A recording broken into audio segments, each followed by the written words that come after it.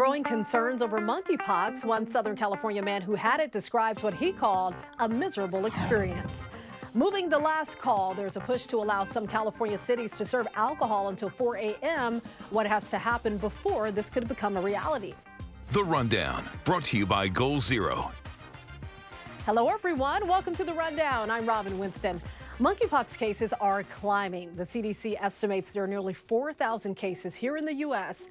Now the FDA has cleared 800,000 extra vaccines to distribute nationwide. A town hall on the disease was held at West Hollywood City Hall Wednesday night. The public was told there are 261 recorded cases of monkeypox in the county, with most impacting the LGBTQ communities. But doctors say there have been no hospitalizations or deaths. One man who got sick with monkeypox talked about his symptoms with the crowd. I developed very intense flu-like symptoms. I had a cough, sore throat, fever, full body chills. I was sweating through my sheets at night. I noticed a few lesions that I had not noticed before. It was a quite miserable experience. The disease is primarily spread through sexual activity or close contact. Officials confirm that West Hollywood will soon get a mobile vaccination clinic to help curb the spread of monkeypox. State lawmakers are considering the idea of allowing bars in some cities to continue serving alcohol until 4 a.m. But there are plenty of people who think this is a bad idea. West Hollywood is one of these 7 California cities where last call would be extended. Opponents worry the change could lead to a spike in crime and increase the number of drunk drivers traveling on roads and freeways in the early morning hours. Many bar owners say they could use the extra 2 hours of cash coming in. But some of their employees are less than thrilled about the proposal.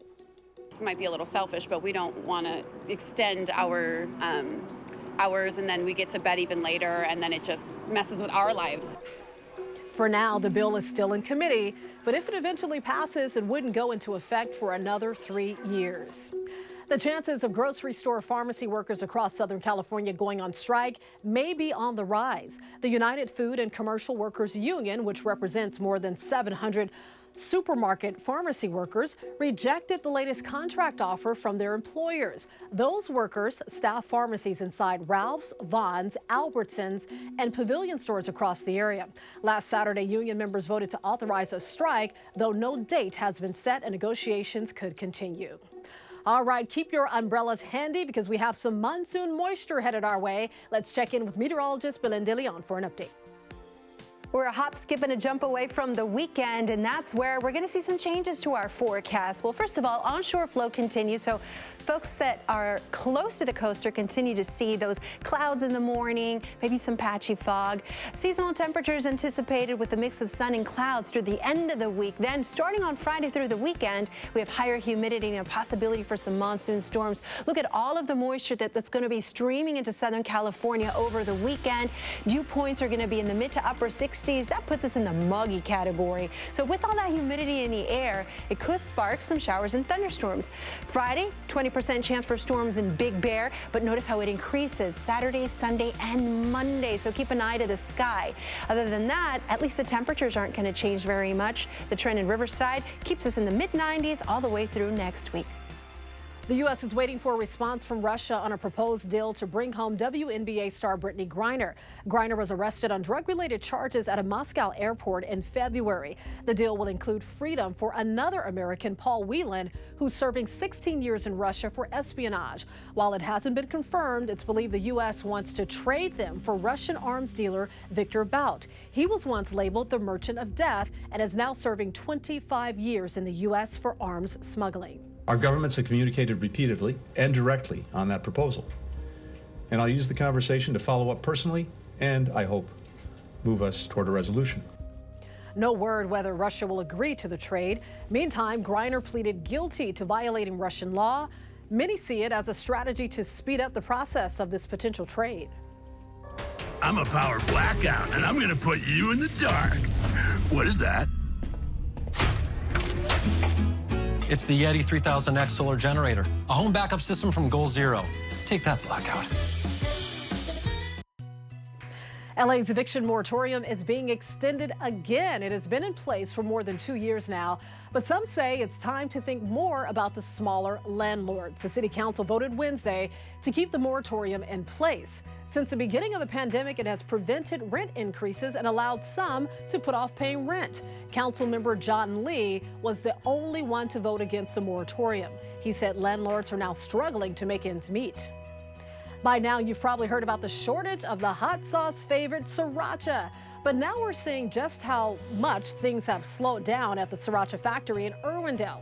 9 assembly lines that usually produce 18,000 bottles of Sriracha an hour are now down to just 1 conveyor belt a day.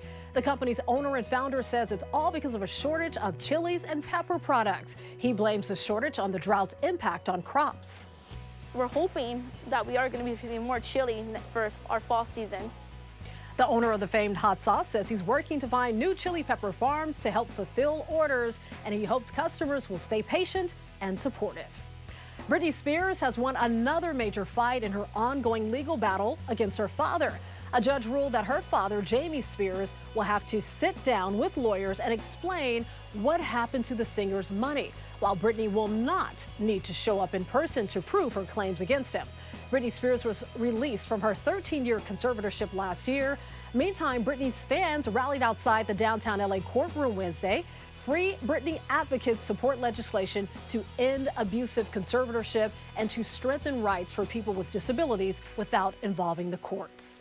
Chris Rock is addressing the now infamous Will Smith slap, and it's the most direct response on the incident we've gotten so far. During a comedy show in New Jersey, Rock said he is not a victim, but joked it did hurt getting slapped by Smith on the Oscar stage. He went on to say he shook it off and went to work the next day.